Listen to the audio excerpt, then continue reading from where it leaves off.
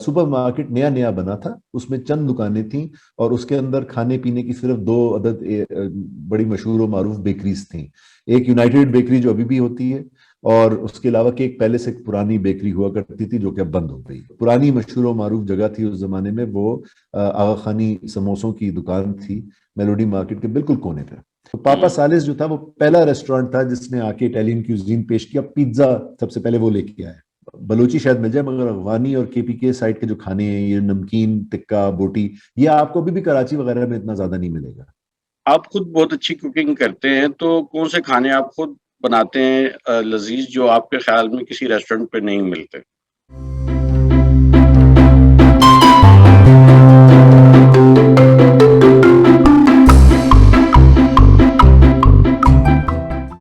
अस्सलाम वालेकुम नाजरीन, प्रोग्राम बात से बात में बिलाल नकी की जानिब से आप सबको खुश आमदेद।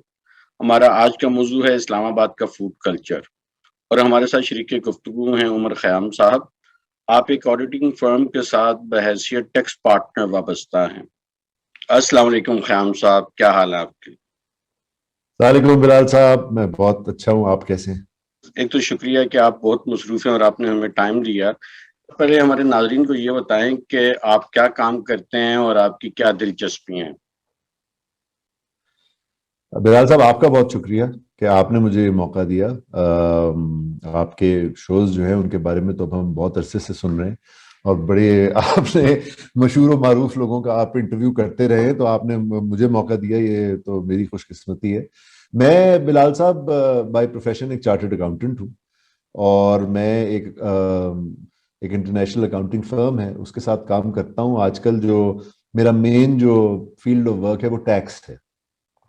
तो पाकिस्तान में आपको पता है कि टैक्स जो है वो है भी आजकल सबसे important, one of the most important subjects है हुकूमत के पॉइंट ऑफ व्यू से, मुल्क की मईशत के पॉइंट ऑफ व्यू से। तो बस उसके अंदर मैं अपना जो है वो एक प्राइवेट फर्म के साथ अपना रोल प्ले करता हूँ। हमारे कुछ क्लाइंट्स हैं, टैक्स अथॉरिटीज़ के साथ हम डील करते हैं। कुछ एफबीआर के साथ हमारा कम्युनिकेशन लिएजॉन चलता रहता है इन्हीं मामलात पे, रेवेन्यू के मामले में, रेवेन्यू के स्ट्रक्चर को किस तरह से बेहतर बनाया जा सकता है, क्या इम्प्रूवमेंट्स हम्म। लानी चाहिए in line with international standards. तो बुनियादी तौर पे ये काम है। बाकी दिलचस्पियां तो बहुत सारी हैं मगर उसके अंदर ये है कि वक्त इतना नहीं मिलता सारी दिलचस्पियों पे जो है फोकस करने का। मगर जिस तरह आज का आपका टॉपिक है, तो उसमें से एक दिलचस्पी खाना भी है। अच्छा, जो आप तारुफ बता रहे हैं उस हवाले से तो फिर आपके साथ कोई वाइट कॉलर क्राइम्स पे बात करनी चाहिए थी, या ब्रॉडशीट स्कैंडल पे बात करनी चाहिए थी, या एफएटीएफ पे बात करनी चाहिए थी। लेकिन मेरा ख्याल है कि ज्यादा दिलचस्पी वाले नाजरीन की जो है वो खाने से होगी, कम से कम उससे लुत्फ तो हासिल होता है ना इन्हें। सबसे पहला सवाल जो मैं आपसे जानना चाहूंगा वो ये कि आप इस्लामाबाद के फूड फूड कल्चर को कैसे डिफाइन करते हैं?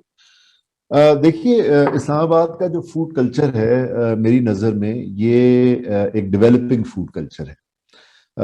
मैं इसका सीधे स्वभाव जो मवाजना करता हूँ वो करता हूँ दो बड़े शहरों से, एक तो लाहौर और एक कराची। ये वो दो आपके मरकज हैं पाकिस्तान के जिनके अंदर फूड कल्चर जो है बहुत पहले डेवलप होना शुरू हुआ था, बल्कि पार्टीशन से पहले उसकी डेवलपमेंट शुरू हो गई थी।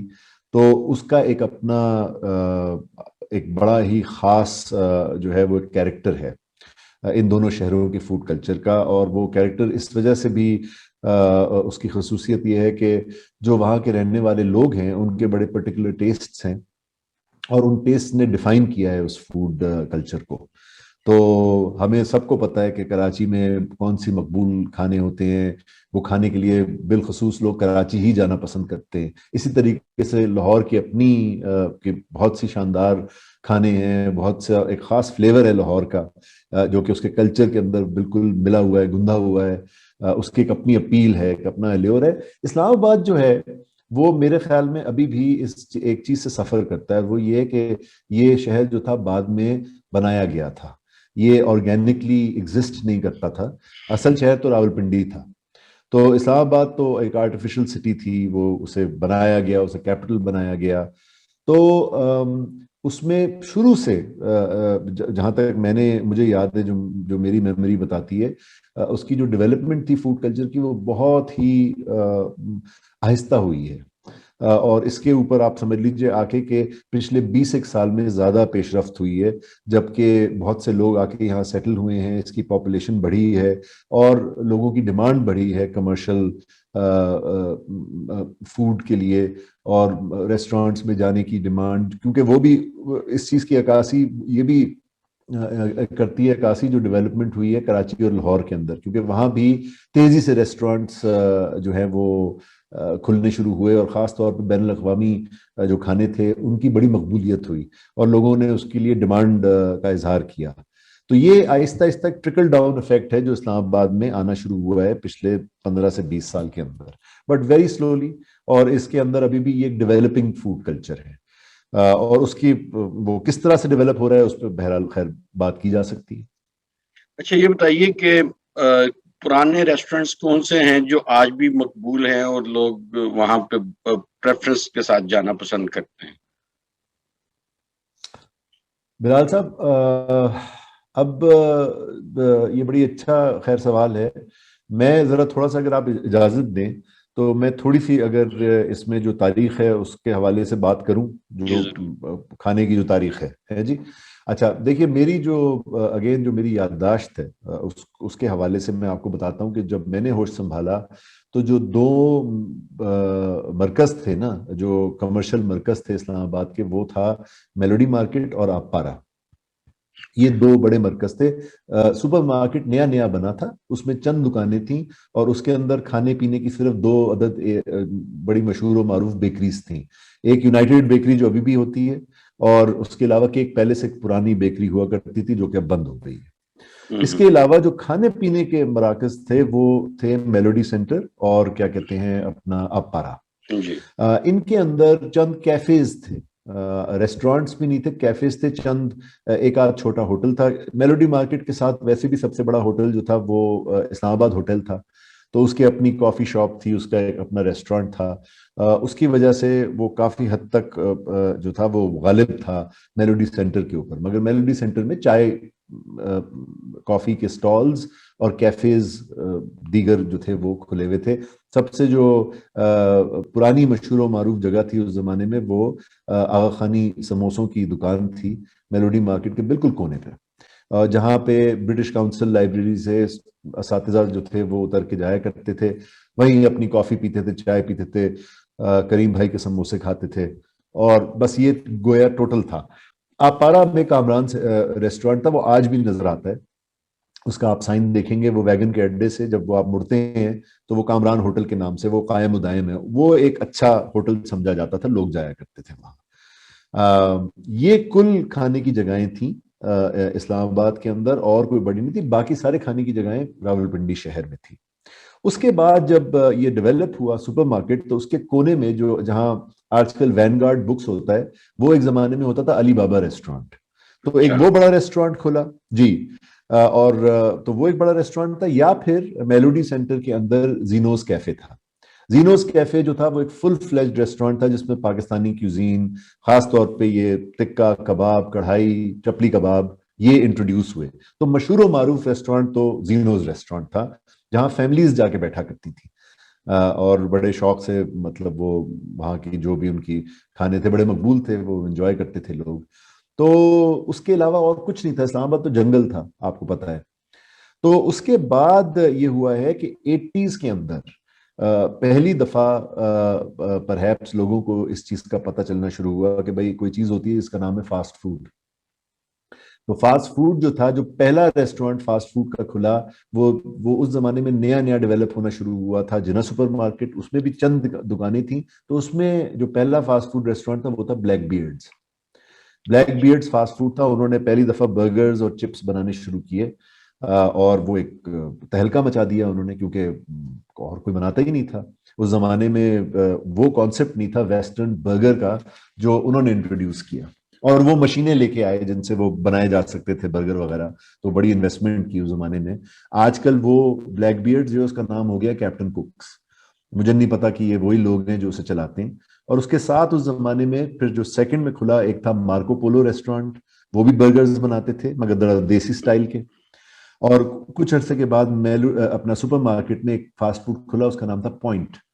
तो पॉइंट फास्ट फूड था, ये ब्लैक बियर्ड्स था। इन लोगों ने बर्गर, सूप्स और चंद फ्राइड आइटम्स जो थे वो पेश करने शुरू किए, और इस्लामाबाद को पहली दफा ये अंदाजा हुआ कि भाई फास्ट फूड क्या होता है, कि आप गए और आपने जल्दी से आपको खाना जो था वो दस्तयाब हो गया। तो ठीक। उस ठीक है ना जी। उसके अलावा जो पुराने रेस्टोरेंट्स, जो जो प्रॉपर रेस्टोरेंट्स फिर खुलने शुरू हुए, उनमें चीनी रेस्टोरेंट्स बहुत थे। और चीनी रेस्टोरेंट्स, ये माइग्रेशन हुई होगी कुछ 60s में 70s में, वो चाइनीज फैमिलीज थी, पहले वो आए पिंडी में। तो एक उन्होंने सदर में रेस्टोरेंट खोला, उसका नाम था दीमसुम, जिसे आजकल डिमसम कहते हैं हम। वो एक हम्म। स्टाइल है क्यूजीन का। बहरहाल वो फैमिली आई, उन्होंने दीमसम खोला। फिर उन्होंने सैटेलाइट टाउन में एक और रेस्टोरेंट खोला, उसका नाम था चुंगवा। तो ये दो पहले चाइनीज रेस्टोरेंट थे। उन्हीं फैमिलीज के शायद कोई जो कजन्स वगैरह थे वो फिर आ गए। इस्लामाबाद में गोल मार्केट जो है आपने देखी होगी, बड़ी जी। मशहूर गोल मार्केट है F7 में। वहां उन्होंने गोल्डन ड्रैगन रेस्टोरेंट खोला। गोल्डन ड्रैगन आज तक एग्जिस्ट करता है। सबसे मशहूर और मारूफ रेस्टोरेंट उस जमाने में चीनी जो था वो गोल्डन ड्रैगन था। फिर और रेस्टोरेंट्स खुलने शुरू हो गए। चीनी आपारा में खुला, ये कवर्ड बाजार जो है इसमें ली हुआ के नाम से खुला, मेन चाइना चौक पे मी हुआ के नाम से खुला। ये सारे रेस्टोरेंट बंद हो गए। ये सारी चाइनीज फैमिलीज थी जो कि पाकिस्तान आए। इन्होंने आके पहले तो असेस किया कि पाकिस्तानियों का टेस्ट क्या है, और फिर उस लिहाज से उन्होंने अपनी रेसिपीज को अडेप्ट किया हमारे लिए। बहुत से जो आपको सूप्स मिलते हैं ये चाइनीज रेस्टोरेंट्स में, ये चाइना में नहीं मिलेंगे आपको। ये अच्छा। बिलखसूस पाकिस्तानियों के लिए बनाए गए हैं। और मेरे एक दोस्त थे, ये जो फैमिली थी जिन्होंने मी हुआ रेस्टोरेंट खोला, इत्तेफाक से उनका जो बेटा था वो मेरा क्लास फेलो था। तो उसने हमें बताया, उसने कहा कि जो पाकिस्तान, आप जो पाकिस्तानी है ना, जब आप सूप खाते हैं तो आपका डिमांड ये होती है कि वो हलक से उतरता हुआ महसूस हो। तो हमने फिर ये सोचा चीनियों ने कि हम उसे उसे गाढ़ा कर देते हैं। तो हमने ओके। कॉर्नफ्लावर का इस्तेमाल करना शुरू कर दिया, क्योंकि हम जो सूप पीते हैं वो पतला होता है। तो इस तरह से ये फूड कल्चर, ये यानी कि ये जो मुख्तलिफ रेस्टोरेंट थे ये अपीयर हुए इस सीन पे। अब अगर आप देखिए तो सिर्फ एक एक रह गया है गोल्डन ड्रैगन रेस्टोरेंट, वो अभी तक कायम उदायम है। एक और बड़ा मशहूर और मारूफ रेस्टोरेंट जो पुराना था वो था चाइना टाउन, वो भी अभी एग्जिस्ट करता है F8 बिल्कुल। में। पहले वो F7 में होता था, है जी, राना मार्केट में होता था, अब वो F8 में चला गया है। गोया उसकी मैनेजमेंट अब चेंज हो गई है, वो शायद पहले वाले लोग नहीं रहे हैं। उसके अलावा जीनोज रेस्टोरेंट अभी भी अपनी जगह पे है। बाकी इसके अलावा अब आप देखिए कि बहुत से रेस्टोरेंट्स जो हैं वो नए आए हैं, फिर वो मतलब वो बाद में आए हैं। नए से मुराद मेरा ये है कि वो फिर 90s के अंदर डेवलप होने शुरू हुए। बहुत से रेस्टोरेंट्स F8 में, F10 मरकज के अंदर जो अब हैं, they are all late arrivals. So वो जो वो बात है ना कि जी वो पुराना रेस्टोरेंट जहाँ अभी भी लोग जाके खाना पसंद करते हैं, वो बहुत हद तक पुराने रेस्टोरेंट्स खत्म हो गए हैं। आपने महसूस किया होगा कि बहुत सारे शहरों से, पूरे पाकिस्तान से जब लोग इस्लामाबाद में आए तो आहिस्ता आहिस्ता यहाँ पे इलाकाई खाने जो हैं वो भी मकबूल होना शुरू हो गए। चंद साल से पहले शायद यहाँ पे लोगों को नहीं पता था कि सज्जी क्या होती है या शनवारी, मटन शनवारी क्या होता है। अब ये सारे खाने तकरीबन होटल्स में मौजूद होते हैं। तो ये जो ट्रेंड है, आप ये समझते हैं कि लोगों का एक डिफरेंट कल्चर डेवलप हो रहा है जो पूरे पाकिस्तान को रिप्रेजेंट करता है देसी खानों के हवाले से? बिल्कुल, मेरे ख्याल में देखिए, एक तो ये है कि ये 90s में ट्रेंड शुरू हुआ इलाकाई खानों का। जिस तरह आप बात करें, सज्जी बहुत मकबूल हुई 90s में। हमें जाके पता चला कि भाई सज्जी भी कोई डिश होती है और ये बलूचिस्तान से आई है। इसी तरीके से शनवारी खाने जो थे और अफगानी इन्फ्लुएंस जो हमारे पास आया, अफगानी टिक्का बहुत मशहूर है। हाँ, एक और रेस्टोरेंट जो कि अभी तक बहुत पुराना, अब उसे कह सकते हैं, वो काबुल रेस्टोरेंट है। वो अपनी जगह पे है, जिन्ना सुपर मार्केट में बहुत मकबूल है अभी भी। तो ये अफगानी खाने, सेंट्रल एशियन खाने, ये शनवारी या KPK के खाने हो गए, बलूचिस्तान की सज्जी हो गई। ये बहुत सी चीज़ें जो थीं, ये जब लोगों ने ट्रैवल करना शुरू किया और लोगों के एक्चुअली डिस्पोजेबल इनकम्स भी इंक्रीज हुए, और उन्होंने बाहर खाने की जो ये प्रेफरेंस बन गई कि हमने बाहर खाना है, एंटरटेनमेंट का एक जरिया बन गया बाहर बैठ के खाना खाना। तो उसकी वजह से उन्होंने, अब वो वैरायटी तो चाहिए थी, क्या खाते, गिनी चुनी ऑप्शंस अवेलेबल थी, कितना उनको एक्सपीरियंस करते। तो ये 90s में इलाकाई खाने भी आने शुरू हुए। और साथ ही मैं अगर मैं आपको बताऊं कि ये जो वेस्टर्न खाना था, वेस्टर्न क्यूजीन में जो सबसे पहली एंट्री हुई इस्लामाबाद में, वो हुई थी इटालियन फूड की। और वो एक रेस्टोरेंट अभी भी जो एग्जिस्ट करता है, मेरे स्कूल के ज़माने का रेस्टोरेंट है। आहिस्ता आहिस्ता चीज़ें याद आ रही है, माफ़ कीजिएगा। वो है पापा सालिस। तो पापा सालिस जो था वो पहला रेस्टोरेंट था जिसने आके इटालियन क्यूजीन पेश किया। पिज्ज़ा सबसे पहले वो लेके आया। वो पहला रेस्टोरेंट था।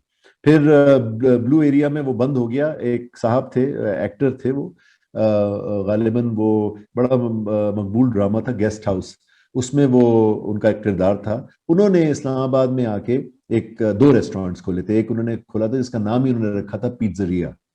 तो वो सिर्फ पिज्जा उन्होंने बना के पहली दफा बेचना शुरू किया। यानी ये अनहर्ड ऑफ था कि भाई एक रेस्टोरेंट जिसमें सिर्फ पिज्जा मिलेगा। कोई पिज्जा हट नहीं था, कोई डोमिनोज नहीं था, कोई नहीं आया था उस वक्त। उन्होंने शुरू किया और वो काफी हद तक उनका मकबूल रहा। उन्होंने वो चलाया काफी अरसे, फिर वो बंद हो गया बहरहाल।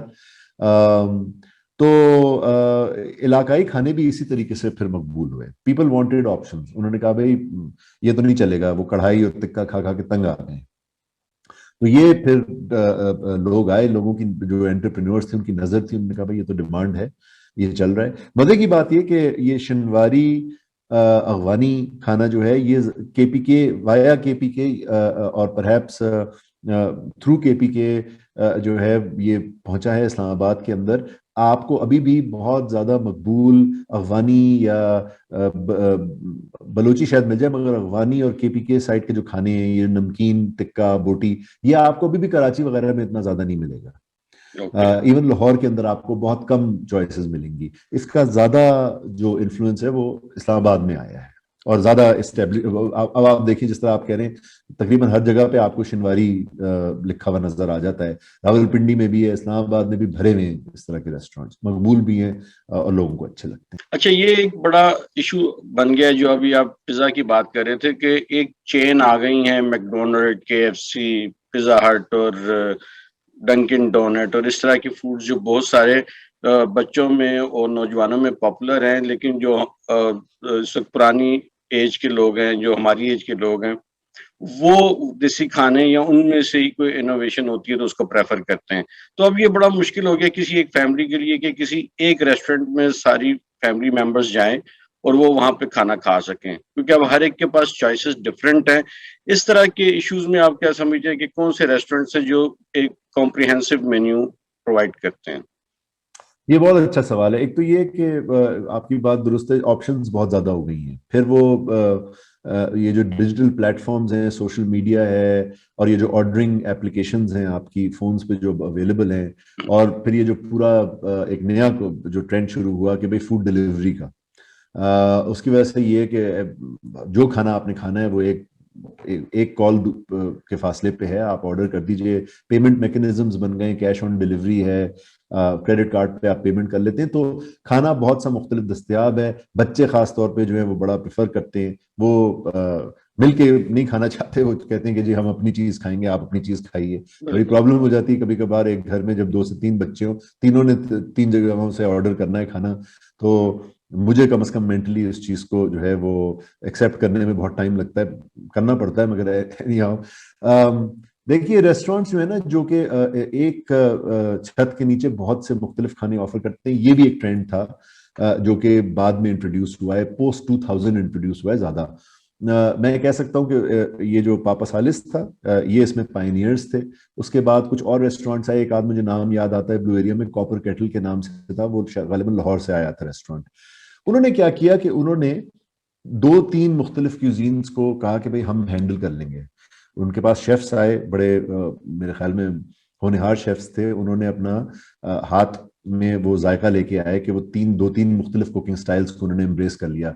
तो आप एक जगह पे जाके बैठते थे, आपको फास्ट फूड भी मिल रहा था, आपको इटालियन खाना भी मिल रहा है, आपको चाइनीज भी मिल रहा है, थोड़ा सा थाई भी मिल गया आपको, कभी इटालियन भी मिल गया। तो ये वन साइज फिट्स ऑल वाला कॉन्सेप्ट वहां से आया कि भाई फैमिलीज इकट्ठी आएंगी, आप इंडिविजुअल खाने ऑर्डर करें। पहले ये नहीं होता था। पहले होता था कि आप पूरी फैमिली के लिए ऑर्डर करते थे बैठ के, पाकिस्तानी खाना, और वो सब वो एक दो डिशेस आप कर लेते थे ऑर्डर, मगर वो खाते, आपकी जो ऑप्शन थी वो लिमिटेड होती थी to 1 or 2 dishes and to one cuisine. यानी पाकिस्तानी रेस्टोरेंट में फिर पाकिस्तानी खाना मिलेगा, चीनी में जाएंगे तो चीनी मिलेगा। ये जो बिल्कुल। वन साइज फिट्स ऑल वाला जो जॉइंट था ये बाद में आया है, लेट 90s अर्ली 2000 के अंदर ये शुरू हुआ। इसमें बड़े मकबूल रेस्टोरेंट्स मौजूद है, और ये आपका जो सवाल है ये उन्होंने इसका सोल्यूशन निकाला। फैमिली आ रही है, किसी ने बर्गर खाना है, बच्चे ने, किसी ने पिज्जा खाना है, कोई राइस की डिश खाना चाह रहा है जी, कोई स्टेक खाना चाह रहा है। तो ये जो था, इसमें जो रेस्टोरेंट्स अब मकबूल है उसमें आप देखिए ये कोसार मार्केट के चंद रेस्टोरेंट्स, टस्कनी कोर्टयार्ड है, स्ट्रीट वन कैफे है, और भी हैं आई थिंक शहर के अंदर छोटे छोटे रेस्टोरेंट्स जो कि इस तरह का मेन्यू ऑफर करते हैं। मैं सिर्फ ये, आप जो बात करें इसमें एक रेस्टोरेंट आपने ही शायद इंट्रोड्यूस करवाया था हमें, मिस्टर चिप्स। उसके खाने बहुत जी जबरदस्त हैं और उसमें सारे ऑप्शन मौजूद होते हैं। हाँ, बिल्कुल आप सही कह रहे हैं बिलाल साहब। और ये अगेन वो जो आपका सवाल है ना पुराने रेस्टोरेंट्स वाला, तो ये हम्म। उसके अंदर फिट आ जाता है। आपको ज्यादा नॉलेज है मुझसे रेस्टोरेंट्स की, मगर ये कि you are right, Mister Chips बहुत पुराना रेस्टोरेंट है, और ये 80s का रेस्टोरेंट है। और इन्होंने मिस्टर चिप्स में क्या किया कि दो क्यूजीन्स इन्होंने रखी। एक उनकी बेसिक मेन्यू पाकिस्तानी है, मगर कुछ कॉन्टिनेंटल खाना वो लेके आए। उसे वो मेन्यू में भी उस जमाने में कॉन्टिनेंटल लिखते थे, जिसमें चिकन शाशलिक थी, बड़ा मकबूल, उनका सबसे मकबूल आइटम उनका चिकन शाशलिक था। अब मुझे नहीं पता कितना मकबूल है, उस जमाने में लोग जौक दर जौक जाते थे उनके चिकन शाशलिक खाने की। दो किस्म के वो बनाते थे, एक ड्राई होती थी और एक ग्रेवी वाली होती थी। तो वो ग्रेवी, अच्छा प्राइसेस बड़ी रीजनेबल थी, और वही वाली बात थी कि एक जगह बड़ा मुनफरिद उनका जायका भी था, जो उनके शेफ थे, तो वो बहुत मकबूल रेस्टोरेंट था। अभी भी, अब मुझे नहीं पता कि कितना है, मैं बहुत अरसे से नहीं गया हूँ, but for the longest period of time price point की वजह से और वैरायटी की वजह से वो बहुत मकबूल रहा। अच्छा, एक और जी जो ट्रेंड देखने में नजर आया जो इंटरनेट के साथ जुड़ा हुआ, इंटरनेट कैफे के कॉन्सेप्ट ने इस्लामाबाद में कॉफी कल्चर को बहुत प्रमोट किया। शुरू में तो जी ये कोसार मार्केट में नजर आती थी शॉप्स इस तरह की। अब उसके डिफरेंट स्पॉट्स बन गए हैं जिसमें F6 की मार्केट भी है, F11 में भी है, और भी जगहों पे है। तो क्या ये कॉफी का शौक है या ये इंटरनेट कैफे की वजह से ये कल्चर पॉपुलर हुआ?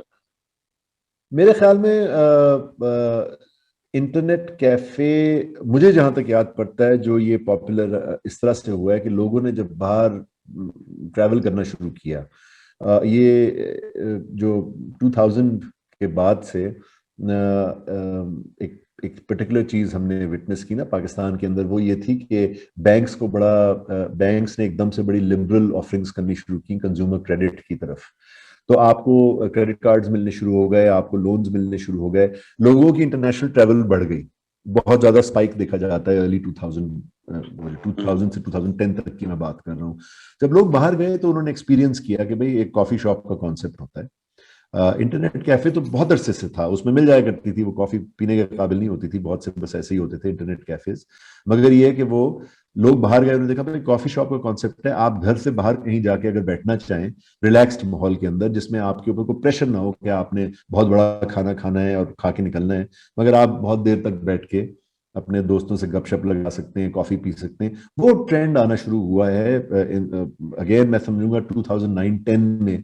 आप देखिए उससे पहले कोई चाय खाना नहीं था, उससे पहले बहुत बड़ी कोई कॉफी शॉप्स नहीं थी, मगर जैसे ही वो इंट्रोडक्शन हुई है चाय खाना, I think was the first one two bring that concept. उसके बाद ये एकदम फैला है कल्चर। और ये कल्चर कॉफी शॉप्स का अगेन इस्लामाबाद में ज्यादा प्रेवलेंट है।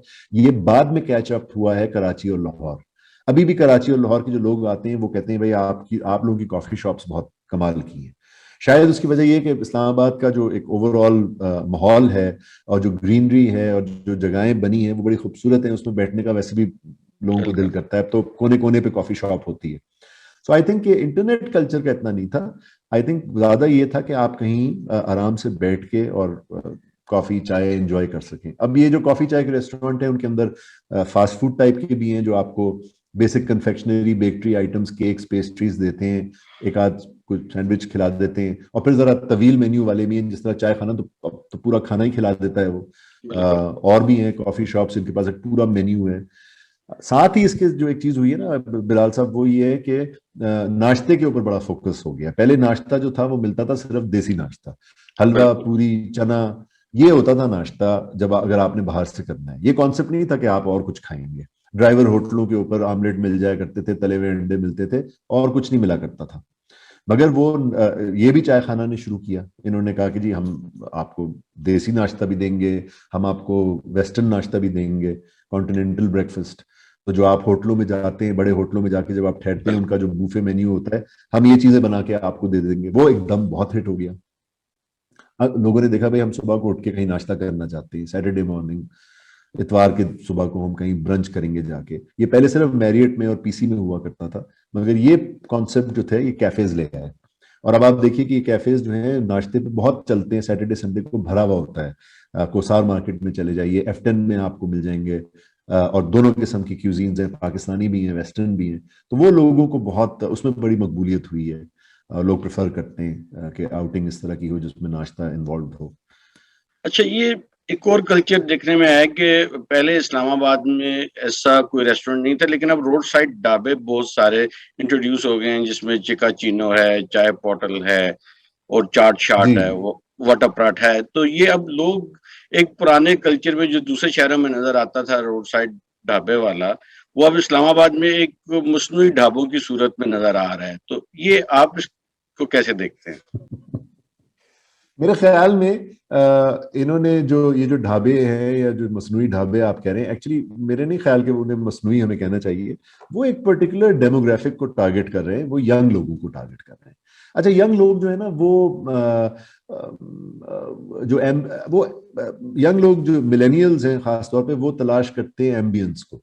वो देखते हैं जी माहौल किस तरह का होगा, कहाँ हम जाके बैठ रहे हैं। और जाहिर है वो बहुत इम्प्रेशनेबल होते हैं, वो इन्फ्लुएंस होते हैं अपने पीयर्स से, वो कहाँ जाके बैठेंगे, कहाँ बैठना अच्छा लगता है, वगैरह वगैरह। तो उसकी वजह से अच्छा, वो ट्रेडिशनल रेस्टोरेंट्स में जाके इतना कंफर्टेबल नहीं फील करते यंग लोग जो होते हैं। ये जो बहुत से रेस्टोरेंट्स हैं उनमें बड़ी एक फॉर्मल लुक आ जाती है, एक बड़ा फॉर्मल फील आ जाता है। वो ये बात नहीं कि वो नहीं जाते वहां, मगर वो उनको वो आइडेंटिफाई परहैप्स करते हैं कि ये ज्यादा फैमिली टाइप के रेस्टोरेंट्स हैं, ज्यादा सोबर है। चाय खाने को आप देख लीजिए कि वो है तो बड़ी कमाल की जगह, मगर ये है कि वो बड़ा डार्क सा एम्बियंस है, लाइट नहीं है इतना।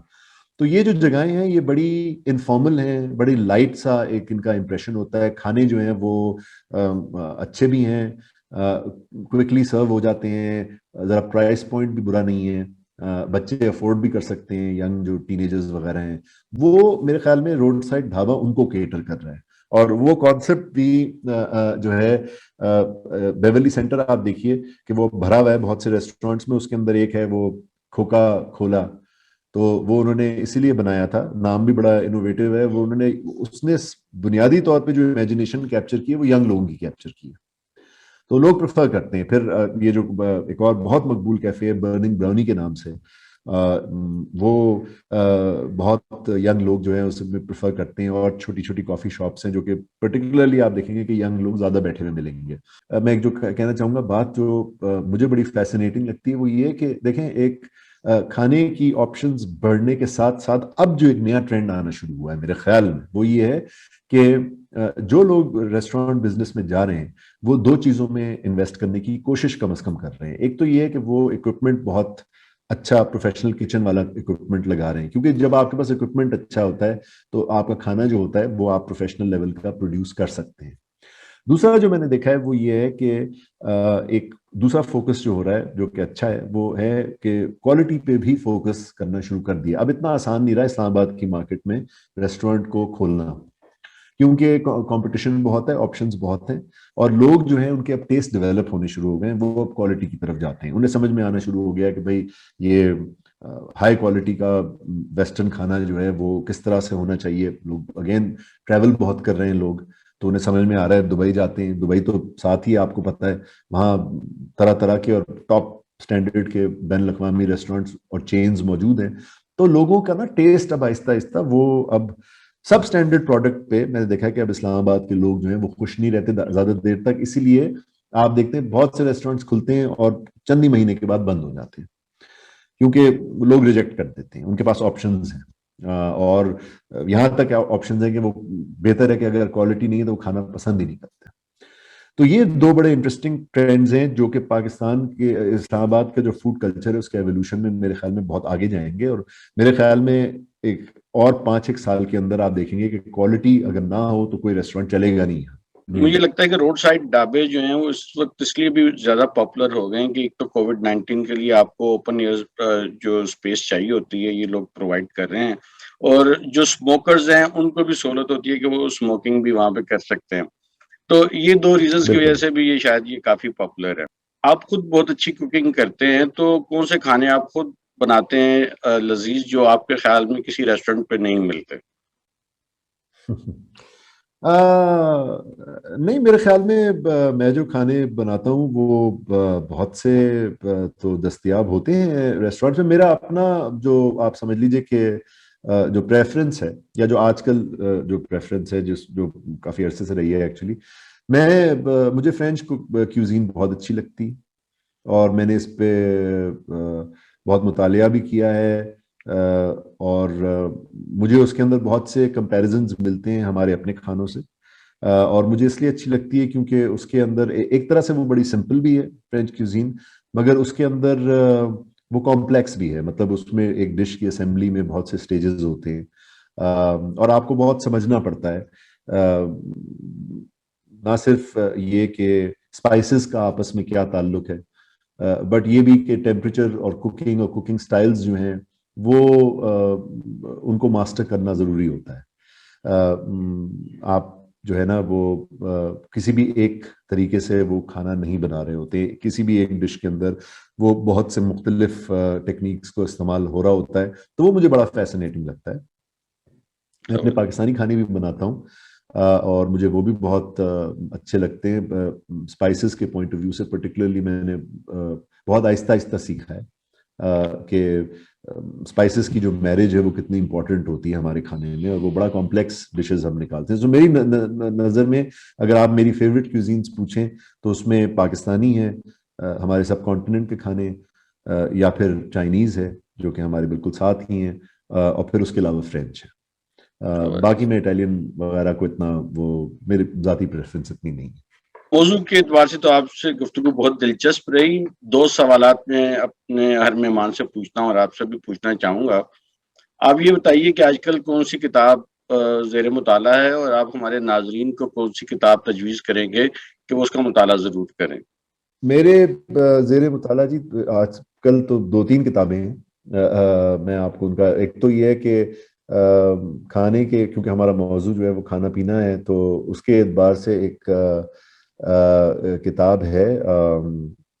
एक सहाफ़ी थे, अमेरिकन सहाफ़ी थे जिन्होंने बहुत सा वक्त जो था वो फ्रांस में गुजारा। तो उनकी एक कलेक्शन ऑफ एसेज है पर्टिकुलरली जो कि फ्रेंच फूड के ऊपर है। मगर वो सिर्फ फ्रेंच फूड पे नहीं है, वो पेरिस की लाइफ के ऊपर भी है, उसकी हिस्ट्री के ऊपर भी है। बड़ी कमाल की किताब है, उसका नाम है इन बिटवीन मील्स। और उनका जो ऑथर है वो है एजे लीबलिंग। तो वो बड़े कमाल के एसेइस्ट भी हैं। उनका प्रोज का स्टाइल बड़ा यूनिक है। और वो न्यूयॉर्कर के रिपोर्टर रहे थे बहुत अरसे तक, तो उनके एसेज न्यूयॉर्कर में भी छपे। उसका भी मजमूआ मिल जाता है, मगर ये किताब पढ़ने के काबिल है। उसके अलावा मैं जो किताब पढ़ रहा हूँ जो मैं बहुत इंजॉय कर रहा हूँ, वो है जांगलूस। वो पुराना नॉवल आपको याद होगा, बिल्कुल। जिसको टेलीविजन पे भी कुछ अरसे के लिए वो एक ड्रामा सीरियल बना था, बीच में वो कुछ पॉलिटिकल रीजंस की वजह से बंद हो गया। वो बड़ी कमाल की का नॉवल है, वो इंजॉय कर रहा हूँ मैं। एक तीसरा जो आजकल मैं पढ़ रहा हूँ वो एक अमेरिकन राइटर हैं जो कि 10 एक साल पहले अमेरिकन लिटरेचर के सीन पे आए थे। उनका नाम है डोनाल्ड रे पॉलक। डोनाल्ड रे पॉलक साहब जो हैं उनकी एक कलेक्शन है शॉर्ट स्टोरीज की, उसका नाम है नॉकन स्टिफ। तो वो मैं आजकल पढ़ रहा हूँ। उनका बड़ा मजेदार रगेड अमेरिकन स्टाइल है लिखने का। जिस तरह आप एक पर्टिकुलर एरिया है अमेरिका का जिसे एपलेचियंस कहते हैं, वहाँ के जो बसने वाले लोग हैं, उनका एक खास एक कल्चर है जो कि बड़ा रूरल है एंड सेमी अर्बन है। तो वो मैं बड़ा एंजॉय कर रहा हूँ। ये 2 3 किताबें हैं। अच्छा, आपने ट्रैवल बहुत किया है पाकिस्तान में और बाहर भी, तो कौन सी ऐसी जगह है जो आपको बहुत पसंद है और आपका दिल करता है कि आप बार बार ट्रैवल करें और अगर मौका मिले तो वहां पे आप सुकूनत भी इख्तियार करें? सबसे ज्यादा जिस जगह ने मुझे फैसिनेट किया है ना बिलाल साहब, और वो फिर हमारे मौजू से भी बिल्कुल मिल, उससे बड़ा गहरा ताल्लुक है इसका, वो है हांगकांग। मैं सिर्फ अच्छा। एक दफा गया हूँ हांगकांग, हम्म। और वो एक बहुत ही अजीबोगरीब और बहुत ही दिलचस्प जगह है। उसका एक बड़ा यूनिक कल्चर है। मेनलैंड चाइना की तरह नहीं है, मेनलैंड चाइना बड़ा क्लोज्ड है, और वो टूरिस्ट्स को और आउटसाइडर्स को इतना वेलकम नहीं करता। लैंग्वेज के बड़े स्ट्रॉन्ग बैरियर्स हैं। हांगकांग क्योंकि कॉलोनी थी, वो ब्रिटिश की ऑक्यूपेशन थी, उनकी सरबराही थी के अंदर, वो उसकी पूरा एक जेनेसिस हुआ है उसके कल्चर का। तो वहाँ लैंग्वेज के बैरियर्स नहीं है, और वहाँ का जो फूड कल्चर है वो बहुत ही दिलचस्प है। और ना सिर्फ ये कि फूड कल्चर, उसकी पूरे सिटी की जो ऑर्गेनाइजेशन है वो बड़ी कमाल है, बाकमाल ऑर्गेनाइजेशन है उसकी। शाम को वहां पैदल घूमने में आदमी को बहुत लुत्फ मिलता है उसके सिटी सेंटर में। वो कमाल की जगह है। मैं सर्टनली मैं वहां जाके रह सकता हूँ। सो मेरे ख्याल में मैंने जितना ट्रैवल किया है उसके अंदर मुझे नजर आता है कि बड़े आराम से ये जो साउथ ईस्ट एशियन कंट्रीज हैं, जिसमें पर्टिकुलरली मलेशिया है, थाईलैंड है, और फिर हांगकांग है, इनमें रहा जा सकता है जाके। ख्याम साहब, मैं अपने नाजरीन की जानिब से आपका बहुत बहुत शुक्रिया अदा करता हूँ। थैंक यू सर, बहुत आपका शुक्रिया। आई होप कि आपको जो इन्फॉर्मेशन चाहिए थी वो मुझसे मिल सकी। मैं वैसे इसमें ये है कि और भी बहुत सी बातें हो सकती हैं खाने के सीन के ऊपर, मगर वो कभी और वैसे ही मिल के बैठेंगे तो आपसे मजीद इस मौजू के ऊपर जो है गुफ्तगू होगी।